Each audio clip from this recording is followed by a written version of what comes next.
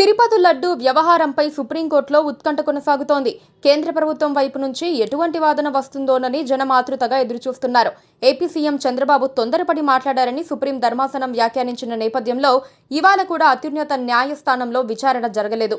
కోర్టుకు పని ఒత్తిడి కారణంగా వాయిదా పడినట్లు చెబుతూ ఉండగా ప్రభుత్వ అభిప్రాయం చెప్పేందుకు సొలిసిటర్ జనరల్ సమయం కోరటంతో వాయిదా వేసినట్లు తెలుస్తోంది.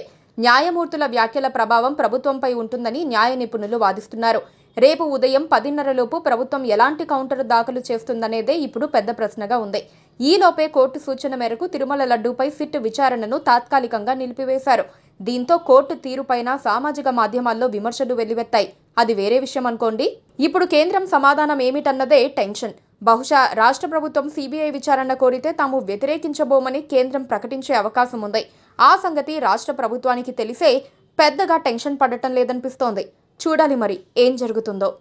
Please do subscribe to Please do subscribe to Please do subscribe to Please do subscribe to Please do subscribe to Please do subscribe to KTV Telugu. KTV Telugu. KTV Telugu. KTV Telugu. KTV Telugu. KTV Telugu. Please do subscribe to KTV Telugu.